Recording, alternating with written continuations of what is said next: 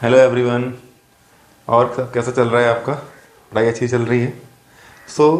आज हम लेके आए हैं most important questions of the chapter magnetic effect of current. All the topics of the chapter we have covered in the previous video.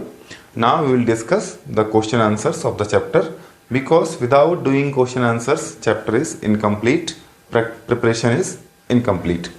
Okay, so first question में कहता है electron enters magnetic field at right angles as shown in figure, direction of force acting on the electron. Electron नीचे है, magnetic field right side में है, तो current किधर होगा? यहाँ आधे बच्चे तो गलत कर देंगे यहीं पे करंट निकालने में। इलेक्ट्रॉन दिख रहा है नीचे जा रहा है, तो बच्चे क्या करते हैं, इलेक्ट्रॉन नीचे है तो करंट भी नीचे लगा दिया और आंसर आपका गलत। करंट हमेशा चलता है इलेक्ट्रॉन के अपोजिट, तो करंट जाएगा ऊपर की तरफ, मैग्नेटिक फील्ड राइट में है तो लगा देंगे Fleming's left hand rule to find the direction of force. तो यहाँ हो गया मेरा force, magnetic field, current. Current ऊपर गया, मैग्नेटिक फील्ड इस तरफ गया तो थंब गया अंदर बोर्ड में। तो आप लिखेंगे the force experience by electron will be into the plane of paper. मैं लिखूंगा प्लेन ऑफ बोर्ड, तो आप पेपर पर आंसर लिखना है आपको, तो आप लिखेंगे into the plane of paper. Second question, which of the following properties of proton change while it moves in a magnetic field? अब मैग्नेटिक फील्ड में जब प्रोटॉन मूव करेगा तो क्या होगा? सबसे पहला आता है मास। मास तो कभी चेंज होता नहीं है, चाहे मैग्नेटिक फील्ड में चलो चाहे इलेक्ट्रिक फील्ड में, चाहे कहीं और मूव करो, तो पार्टिकल का मास तो चेंज होगा नहीं, तो ये आंसर इसका नहीं है। उसके बाद बात करते हैं मैग्नेटिक फील्ड में जब पार्टिकल चलता है तो उससे क्या होगा? It will experience magnetic force. Magnetic force से क्या होगा? उसकी स्पीड चेंज होगी, डायरेक्शन भी चेंज होगी, तो स्पीड आंसर नहीं होगा। Speed plus direction, velocity change हो गई। अब वेलोसिटी चेंज होगी तो मोमेंटम की बात करते हैं। मोमेंटम क्या होता है? Mass into velocity. मास तो कांस्टेंट है बट वेलोसिटी चेंज होगी तो मोमेंटम भी चेंज होगा। ये इसके आंसर हो गया। तो यहाँ दो ऑप्शन करेक्ट हैं, वेलोसिटी एंड मोमेंटम। अगर वेलोसिटी आपको नहीं दी है, स्पीड दी है, तो स्पीड कर देंगे आंसर। जनरली स्पीड चेंज होती नहीं है, बट यहाँ अगर नहीं दिया ऑप्शन में वेलोसिटी तो आप स्पीड कर देंगे, otherwise velocity is the correct answer. Okay, ये काम हो गया। थर्ड क्वेश्चन पे आते हैं, when is force experienced by a current carrying conductor maximum and zero. तो हमने आपको फॉर्मूला बताया था, force experienced by charge particle कितना होता है? B I L sine theta. अब फोर्स मैक्सिमम कब होगी? जब थीटा कितना होगा? 90। सो इफ थीटा 90 तो फोर्स कितनी हो गई? मैक्सिमम, क्योंकि साइन 90 होता है 1, फोर्स हो गई बी आई एल, ये हो गई मैक्सिमम। अगर थीटा 0 है या 180 है, दोनों पे ही साइन की वैल्यू होती है 0, तो फोर्स 0 हो जाएगी। थीटा 0 है या 180 है तो फोर्स इक्वल टू 0। ये इसके आंसर हो गए। Okay, so in question number 4, a positively charged particle, that is alpha particle, projected towards west is deflected towards north by magnetic field. What is the direction of magnetic field? तो यहाँ पर आते हैं हम लोग direction, ये east, west, north, south. Particle आता है टूवर्ड्स वेस्ट, तो हम फ्लेमिंग लेफ्ट हैंड रूल लगाते हैं यहाँ पे। पार्टिकल किस तरफ से आया है? वेस्ट की तरफ। पॉजिटिव पार्टिकल है तो जिधर पार्टिकल मूव करेगा उधर ही करंट होगा, तो करंट इस तरफ मेरा यहाँ पे है। और फिर कहता है फोर्स किधर लगी उस पर? नॉर्थ। तो थंब क्या है? फोर्स नॉर्थ की तरफ घुमा दो इसको, अंदर नॉर्थ है इसकी तरफ पीछे, तो मैग्नेटिक फील्ड कहाँ जा रहा है? ऊपर, तो इसका आंसर आ गया अपवार्ड। तो इस केस का आंसर आ गया magnetic field will be upward. तो यहाँ आंसर लिख दिया आपने अपवार्ड। वेस्ट की तरफ जा रहा था पार्टिकल, घूम गया नॉर्थ की तरफ, तो यहाँ क्योंकि ऊपर दिखा रखा है नॉर्थ को मैंने, नॉर्थ का मतलब क्या है? इनटू द बोर्ड है, तो मैग्नेटिक फील्ड लगेगा अपवर्ड, इसका आंसर आया। नेक्स्ट क्वेश्चन में क्या है? Imagine you are sitting in a chamber with your back to one wall, an electron beam moving horizontally from back wall towards the front wall is deflected by a strong magnetic field to your right side. What is the direction of magnetic field? तो यहाँ क्या है, हम मान लेते हैं मेरे पीछे एक वॉल है, आगे भी एक वॉल है, तो मेरे पीछे से आता है इलेक्ट्रॉन। इलेक्ट्रॉन जाएगा मेरे सामने की तरफ, इस तरफ जा रहा है इलेक्ट्रॉन, तो करंट किस तरफ होगा? पीछे। और डिफ्लेक्ट क्या हुआ? मेरे राइट में, मतलब फोर्स मेरे राइट में जाती है। तो करंट में लगाता हूँ, फिर मैं करंट मिडल फिंगर पीछे की तरफ गई, फोर्स इस तरफ गई राइट में, तो मैग्नेटिक फील्ड किधर आया, डाउनवर्ड। ये दिख रहा है magnetic field, magnetic field is downward. Answer simply answer हो जाएगा आराम से। बार बार हम क्या कर रहे हैं, फ्लेमिंग्स लेफ्ट टर्न रूल कैसे लगाते हैं, किस तरह के क्वेश्चंस आते हैं वो डिस्कस कर रहे हैं, क्योंकि सबसे इंपॉर्टेंट पार्ट चैप्टर का यही है, Fleming's left turn rule, force कैसे निकालते हैं, डायरेक्शन कैसे निकालते हैं, कौन सा फॉर्मूला है फोर्स का। तो यहाँ नेक्स्ट क्वेश्चन देखते हैं हम लोग, what are the factors on which the force acting on a current carrying conductor depends in magnetic field. तो सबसे पहले हमें पता होना चाहिए फॉर्मूला क्या है। Force experienced by a current carrying conductor in magnetic field BIL sine theta. तो फोर्स किस पे डिपेंड करती है, मैग्नेटिक फील्ड कितना अप्लाई किया है।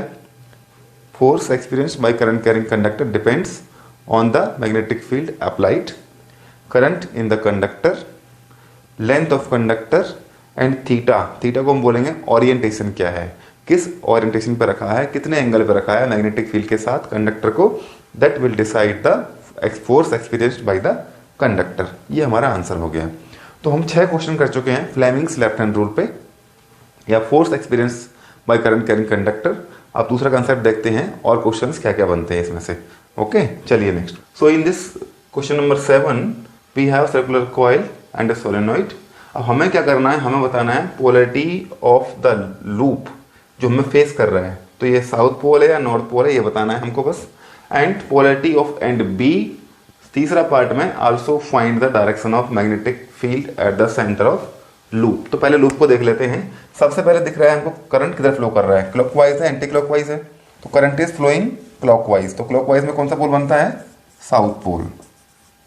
उसके बाद कहता है डायरेक्शन ऑफ मैग्नेटिक फील्ड कैसे निकालेंगे हम लोग, करंट इस तरफ फ्लो कर रहा है। यहां हम 2 रूल की बात करते हैं, एक राइट हैंड पाम रूल होता है जो इजी करता है इस क्वेश्चन को, राइट हैंड पाम रूल।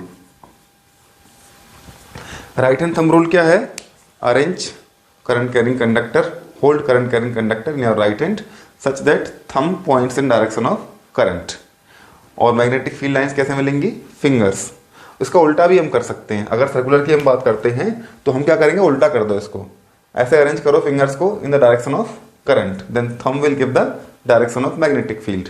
तो फिंगर्स हमने अरेंज कर दी इस तरह से in the direction of current, thumb गया अंदर बोर्ड में, तो into the plane of paper direction of magnetic field हो गया, सिंपल हो गया। अगर हम चाहते हैं राइट हैंड थंब रूल लगाना तो वहां से भी आंसर निकल जाएगा। तो यहाँ करंट नीचे जा रहा है, फिंगर्स अंदर जाएंगी, यहाँ से यहाँ करंट ऊपर है, फिंगर्स अंदर जाएंगी। तो हर जगह क्या हो रहा है, फिंगर्स अंदर जा रही हैं बोर्ड के अंदर, तब भी magnetic field inside the board या into the plane of paper. उसके बाद इस पे आते हैं हम लोग, यहाँ कहता है पोलैरिटी ऑफ बी। अब पोलैरिटी ऑफ बी डिपेंड करती है कि हम देख कहाँ से रहे हैं इसको। यहाँ से देखेंगे तो दूसरा पोल दिखेगा, यहाँ पे इधर से देखेंगे तो दूसरा पोल दिखेगा। फॉर एग्जाम्पल मैं यहाँ से देखता हूँ पॉइंट, यहाँ राइट से देखता हूँ इसको मैं, तो इस तरफ राइट से खड़ा होता हूँ तो मुझे करंट दिख रहा है कैसे, ऐसे घूम रहा है क्लॉकवाइज। तो बी पे करंट दिख रहा है क्लॉकवाइज, तो क्या हो गया, ये साउथ पोल यहाँ बन रहे हैं। अगर मैं इस तरफ से देखता हूँ तो मुझे दिखेगा ये एंटी क्लॉकवाइज, तो यहाँ हो जाएगा नॉर्थ पोल। तो हम आंसर में लिखेंगे as we can see from the right, ये बी पॉइंट पर बनेगा साउथ पोल। उसके बाद नेक्स्ट क्वेश्चन आता है, what is solenoid, draw the pattern of magnetic field lines of A solenoid. ये बड़ा क्वेश्चन है, 3 नंबर का बनता है। तो सोलेनॉइड के बारे में हम बहुत डिटेल में अच्छे से पढ़ चुके हैं लास्ट वीडियो में, तो जिसने वीडियो नहीं देखी है तो ये वीडियो आप देख लें, लिंक प्रोवाइड करा रहे हैं हम लोग डिस्क्रिप्शन में, यहाँ से आप इस क्वेश्चन का आंसर आराम से मिल सकता है। और ये क्वेश्चन इंपॉर्टेंट है, how to draw the magnetic field lines of solenoid, straight conductor, current carrying coil, ये सब आपको क्लियरली आना चाहिए, ये इंपॉर्टेंट पार्ट है। एक क्वेश्चन बनता है मैग्नेटिक फील्ड लाइन ड्रॉ करने का, तो वो आपको छूटना नहीं चाहिए। ओके, तो ये कुछ इंपॉर्टेंट क्वेश्चन थे जो डिस्कस किए हमने। कुछ और क्वेश्चन करने वाले हैं अभी हम। Question number 9, name 2 safety measures commonly used in electric circuit and appliances. Electric circuit में हमें सेफ्टी बहुत जरूरी होती है, उसके लिए क्या करना है, 2 सेफ्टी मेजर्स बताने हैं आपको। पहला सेफ्टी मेजर होता है फ्यूज, और दूसरा होता है हम लोग करते हैं अर्थिंग। आप समझते हैं है क्या चीज़। तो इलेक्ट्रिक फ्यूज़ की बात करते हैं। Electric fuse is a hair thin wire made up of lead and tin. Electric fuse always connected in series with live wire. Red wire के साथ लगाते हैं इसको इन सीरीज। अगर करंट अपनी एक लिमिट से पार जाता है तो फ्यूज़ क्या होगा, ओवर हीट होके मेल्ट हो जाएगा। इसका मेल्टिंग पॉइंट कम होता है, रेजिस्टेंस ज़्यादा होती है। ये क्वेश्चन में पूछा जाता है, 2-3 बार पूछा गया है कि रेजिस्टेंस कितनी है इसकी। डिफरेंट स्टेटमेंट दी होती है, कौन सी स्टेटमेंट करेक्ट है वो बतानी होती है। तो फ्यूज़ वायर की रेजिस्टेंस ज़्यादा होती है और मेल्टिंग पॉइंट कम होता है। हम करंट फिक्स कर देते हैं डिवाइस का कि इतना एम्पियर करंट चाहिए इसको।